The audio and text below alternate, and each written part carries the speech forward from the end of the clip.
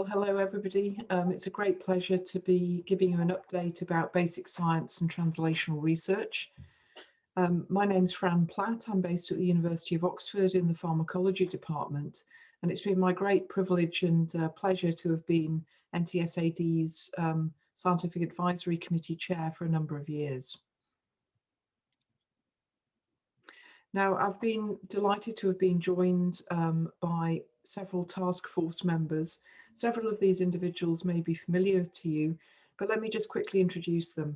Sandra Dazzle is based in St. Jude's in Memphis, and she's had a particular interest in the gangliosidosis, particularly GM1. Steve Walkley has worked on multiple lysosomal storage diseases over the years, including the GM2 gangliosidosis, and Doug Martin has worked with a variety of animal models of lysosomal disorders, and Rick Preuer at the NIH has also made several mouse models of lysosomal disorders.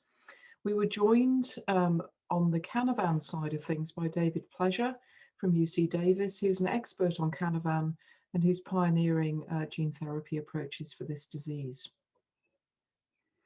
So we took stock of, we began by taking stock of where we'd got to as an organization. So we looked at the current status and also identified the goals moving forward. So in terms of taking stock of where we've got to as an organization, NTSAD over the years has funded over $4 million worth of research grants, which have funded 60 basic science, translational and clinical research grants around the world. And I think for a small organization such as NTSAD, this is a really remarkable achievement. So these grants have been small seed grants that have then in turn generated data that has been part of larger grant applications.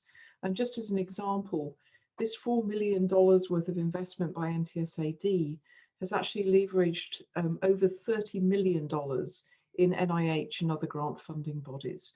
And I think that this is a really good example of how a small amount of money at the right time for the right kind of projects can really allow something to expand into a much, much bigger arena and attract funding from other organizations.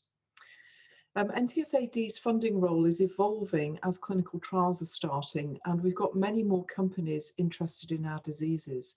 And this is a real change from when I first became associated with NTSAD, and is a really, really exciting development for families, because this is the era where we're starting to see treatments progressing into clinical trials. So the purpose of the task force when we all met was to update the research areas where NTSAD can play a significant funding or other role.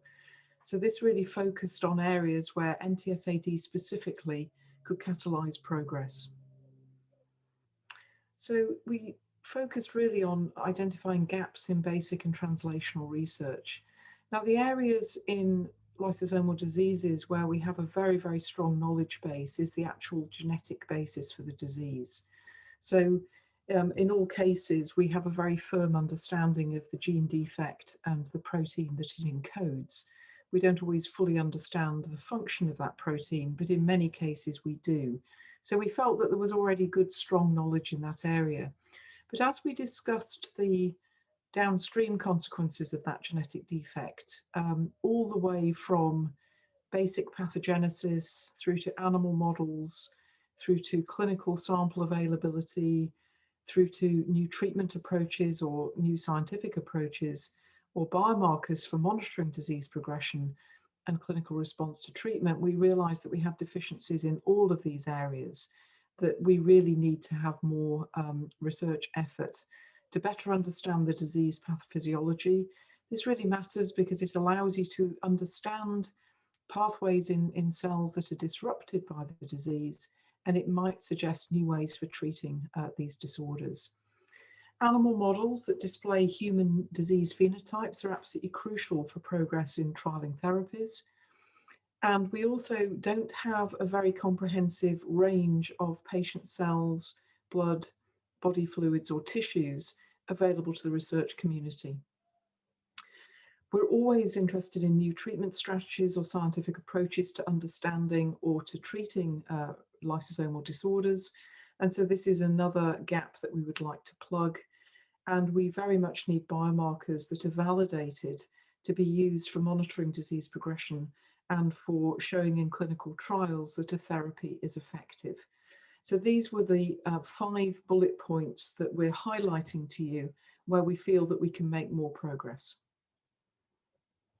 So the recommendations of this task force was to enhance researchers' abilities to access patient samples. If a new researcher comes into this field, we want them to feel as though the tools to do research on these diseases are freely and easily accessible. And many people will start with patient-derived cells, and this is something that we don't yet have a complete panel of available to researchers. So this is something that we could do in a very straightforward way that would encourage more researchers to come into the field. We've also got a number of very useful animal models in this area, but we do have some deficiencies. And one of those is that we lack a large animal model for Canavan disease. And this is really essential for making the transition from trialing gene therapy, for example, in a very small mouse brain, to a species that is somewhere intermediate between mouse and human. So this was identified as one of the goals of this, the next phase of NTSAD's efforts in the research area. We also have new mouse models of GM1 and GM2 that have different pros and cons. And we're now building up a very comprehensive set of animal models for GM1, GM2, and Canavan. And so more effort on this was also highlighted as being important. We're still interested in soliciting grant proposals from the research community to help build our understanding of these diseases. And in discussing with the task force, 3 main areas came to light: pathophysiology at the cellular level, the effect of these gene defects on myelination, and also the effects of these mutations on driving inflammation in the brain. And we would be very interested in funding more seed grants that really will allow greater progress to be made in these 3 key areas. We're also very keen to fund opportunistic research proposals that we realize have come up with a new idea or a new finding. They're very difficult to predict. You never know where new advances are going to come from. And so we want to be a nimble and flexible organization and always have an open door for opportunistic funding of new treatment approaches, which will benefit the patient community in both the short and the longer term. Go. Hi, my name is Florian Eichler. I'm a neurologist at Massachusetts General Hospital, and delighted to be here and speak to the clinical development task force that I led as part of this recent initiative of NTSAD. The task force members are shown here. We had a broad array of talents in this task force, ranging from clinicians and physician scientists to industry members. Tanya Fisher really brought her industry expertise to this task force, and people like Jonathan Mink and Mark Patterson, many years of clinical trial experience particularly in lysosomal diseases. Cynthia Tift, I don't need to introduce, somebody with deep knowledge and experience in the field of GM1, GM2, many other lysosomal diseases. Camille Kaur is a medical student who I had the pleasure of mentoring a few years ago at Massachusetts General Hospital, and joined us from the University of Rochester. And Brian Wishart, a physiatrist who thinks a lot about symptom management and was helping us think through the clinical needs of patients on a day-to-day basis. So why have a task force on clinical development, and what does that actually mean? We are currently at an exciting time in history where certain treatments and therapies are coming to the fore, and we are now confronted with questions around clinical trial design, what kinds of outcome measures, what kinds of biomarkers to measure in order to know whether the treatments we are using are actually successful. And so the NTSAD Clinical Development Initiative was really aiming to understand where are areas that represent gaps here that NTSAD should help close. Are there partnerships with or collaborations with third parties that are needed, and what kinds of organizations and forums of experts are needed to help close gaps and move things forward. So the goals here in brief were really to help NTSAD identify sweet spots, areas where they could make a difference, understand what kinds of things are needed to improve clinical trials and symptom management. So we focused on three areas that we perceived as gaps: clinical outcome measures and rating scales, natural history studies and registries, as well as symptom management. So more than just addressing clinical trial readiness alone, that often focuses on a window of intervention that we think we can prove whether a drug works or not. We recognize that beyond that window of intervention, there's a whole lifetime of disease burden that different kinds of experiences and expertise are needed to address day-to-day management. And so I think our group was really uniquely suited to address the diversity of everything from natural history data to surrogate markers and symptomatic treatment. So a long story short, what kinds of recommendations did we come up with for NTSAD? We found a paucity of disease-specific severity scales, and this is certainly an area that the various rare diseases that NTSAD advocates for could help in, by recognizing that also different phenotypes within the individual diseases have different needs, different stages of disease where there are different needs. So in infantile onset disease, it could be quite different in terms of scale development than a late onset disease stage, where often there is more of a chronic course where you might need more granular measures that are addressed today with wearables. So thinking about the nature of different stages of disease and different phenotypes seems to be a focus that NTSAD could help with in the coming years. Symptom management and understanding how to guide families is another area where we don't have really publications for health professionals and families. And this is an area where if we brought physiatrists or physical therapists, occupational therapists together, we could really do a lot for families on a day-to-day basis.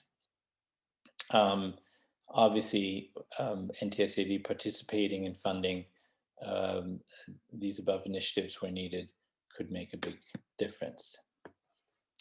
Good. And hi, everyone. I'm Joan Quaytzer. I ran the Newborn Screening Task Force, and it's a pleasure to share a summary of our work with you. Newborn screening is without a doubt the best way to guarantee that every child with the disease has a chance to be treated early. It is testing every baby born in a state for a panel of life-threatening diseases. The goal of newborn screening is to identify and treat every affected child as soon as possible before irreversible symptoms can develop. The panel of diseases included in newborn screening is determined by each state, but that panel is recommended federally. The panel is called the Recommended Uniform Screening Panel, or the RUSP. Newborn screening is part of every state's public health system. It is not a diagnostic test. It's a screening test, and every abnormal test result results in a newborn being referred for confirmatory diagnostic testing. And every diagnosed child is monitored and referred for treatment when they need it. In general, for a disease to be included in a newborn screening panel, the disease needs to be able to be detected biochemically before it's clinically obvious. The incidence of disease needs to be high enough to make newborn screening worthwhile. And in general, that's 1 in 15,000 to 1 in 60,000 births. The benefits of early diagnosis and intervention must have been demonstrated previously before a disease gets put on a newborn screening panel, and a simple, inexpensive test that identifies patients must be available. So our first step in evaluating newborn screening was to look and see if there was test methods available for what I call the NTSAD diseases. And you can see here in the two blue boxes, or the blue circles, that there was testing available for all of the diseases except for an enzyme assay for Tay-Sachs and a substrate assay for Canavan disease. Next, we asked ourselves, so if the testing is available, then how can we work to get what I call the NTSAD diseases on newborn screening panels? And we decided that what we really need to do is to advance newborn screening readiness for each of the diseases. We need to make sure, like I just said, that a newborn screening test is available. We need to conduct newborn screening population-based pilot studies that identifies a patient. We need to make sure that the newborn screening test is commercially available. And we need to document two things. The first is the natural history of the disease. And the second, we need to document that newborn screening and treatment, or early diagnosis and treatment, improves patient outcomes. Because the goal here isn't to identify patients, it's to improve patient outcomes.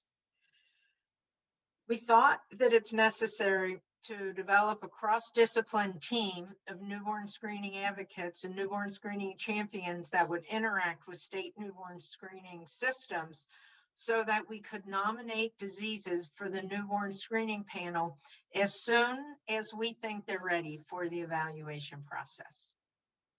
So our recommendation is that we prepare each disease nomination for inclusion in the RUSP, that we make sure that we finish the R&D on the Tay-Sachs enzyme assay and the Canavan substrate assays, that we plan newborn screening pilot studies, and we approach both private and public agencies for funding, that we complete the RUS nomination form for each disease and update it periodically so that we know when they'll be ready.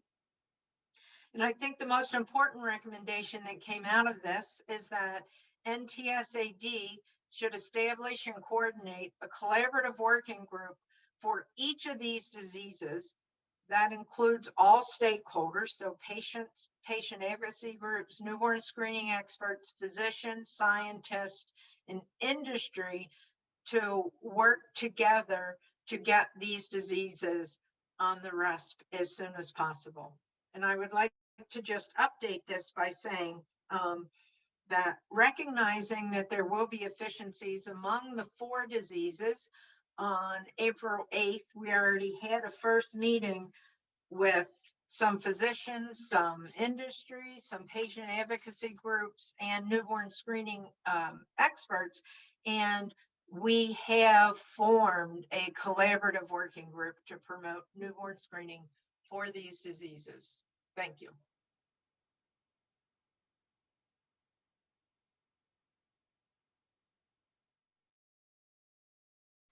Hello, my name is Jerry Cox, and I'll be sharing with you the results from the Early Symptomatic Diagnosis Task Force.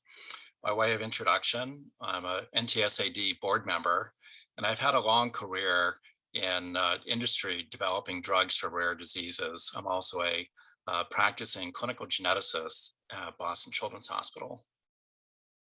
So today I'm going to describe the outcome of our task force on early symptomatic diagnosis. And these are all the people who contributed to our findings, starting with Karen Grinzade, who's a fellow board member and genetic counselor, Simone Azevedo, who's a healthcare marketing and patient advocacy specialist, Heather Lau, who's a neurologist and clinical trialist, Dale Mussey, who's a molecular geneticist that works at a diagnostic lab, and Emily Gaudet, who's a genetic counseling intern who did a lot of the computer searches for us regarding genetic testing laboratories. So I'll start with what we found to be the current status of early symptomatic diagnosis. We all believe that early diagnosis is important to maximize treatment outcomes, and this is particularly important for neurologic conditions where the goal of treatment is really to preserve current clinical status. We also understand that the diagnosis is often delayed, particularly with the late onset forms of the NTSAD diseases, where diagnosis can lag by several years to even decades. The way that the diagnosis is made nowadays is typically by genetic testing, used to be by enzyme activity, but now things have changed. And with the genetic testing, that's particularly important because many of the current therapies that are being developed involve gene replacement. And so it's important to know which gene and what type of change is involved in causing a patient's particular condition. Now, we all believe that newborn screening is going to provide the ultimate solution, but we also recognize that it takes several years to gather the information to allow a newborn screening program to proceed for diseases. And even then, there may not be a guarantee that the diseases would be included in newborn screening. So what remains is that delayed diagnosis is going to continue to be an issue for symptomatic patients, and that we need to change the status quo to arrive at more timely diagnoses for patients. So our task force really sought to understand where NTSAD could bring together our collective perspectives to try to understand how to arrive at earlier diagnoses through changes to the current way that genetic testing is being performed, as well as raising awareness among patients and families, as well as the healthcare specialists and PCPs that see them. So there's several reasons for delays in diagnosis, and we broke them into two main time periods. One is the time from symptom onset to the patient actually seeking medical care, and that's largely dependent upon the families and the families and patients. The second time period involves that time from seeking medical advice to arriving at a specific diagnosis. And that's largely dependent on the physicians and the DNA test laboratories. So for that first time period, which we call the presentation time gap, there's several reasons for this being a long period. First is that many of the late onset patients have had long-standing kind of mild chronic neurologic symptoms that they just understand to be, that's the way they are. They're clumsy, there may be some speech impediment, but hasn't changed much over time. And so they just haven't brought it to medical attention. And consequently, these symptoms, they tend to fall under the radar with the primary care physicians. And it's really not until these symptoms progress to the point where they start interfering with activities of daily living, such as walking without falling, being able to climb stairs, having difficulty being understood, or if there's new symptoms that arise that lead the patient or the family to believe that there's something more widespread going on than an isolated problem. The second time period we call the diagnosis time gap, and this is not unique to the NTSAD diseases. It's something we see with all rare diseases. In fact, in the literature, we call it the Diagnostic Odyssey. And this is a time period where families and patients will see multiple specialists, all looking at certain parts of the problem, but not really looking at the whole problem, recognizing that these are rare diseases and that there's not much knowledge about the disease spectrum. And certainly as patients present, more common explanations for their symptoms will be considered by physicians before the more rare NTSAD diseases. Now, there may be clinical testing done, such as brain imaging or EEGs or EMGs, but these will inform the physician that there's a neurological issue, but it won't give a specific diagnosis.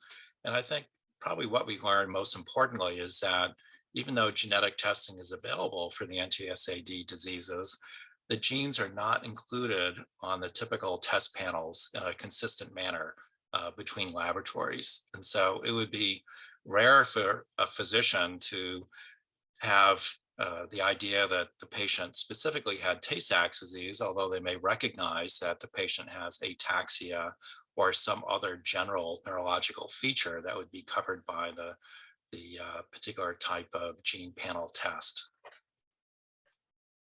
So our recommendations to NTSAD to try to reduce this time gap was as follows. Before seeing the physician, we believe that educating patients and families through storytelling on social media, either internet, magazines, newspapers, with stories that would resonate with families that are not yet diagnosed. And in addition, raising awareness among PCPs, early intervention programs that would see the young children, and then some of the therapists like speech and occupational and physical therapists for the older patients, about the importance of referring patients to a neurologist or geneticist for a diagnostic evaluation. And then once within the medical system, reducing that diagnostic odyssey by educating specialists about the rare diseases and the benefits of timely diagnosis.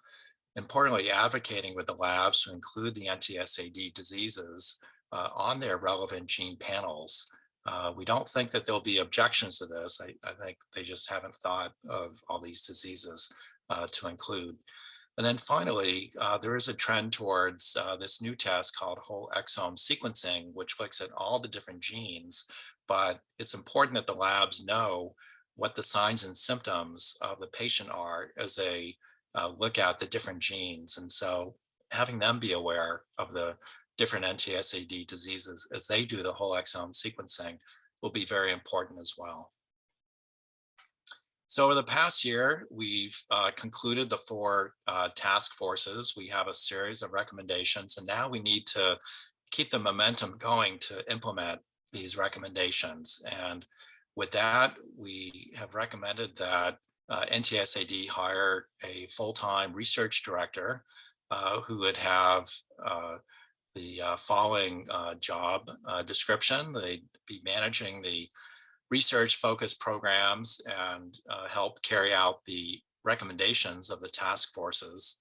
And this would largely include revamping the grant program for funding research, as well as carrying out the recommendations of the different 4 task forces that would bring NTSAD into new areas.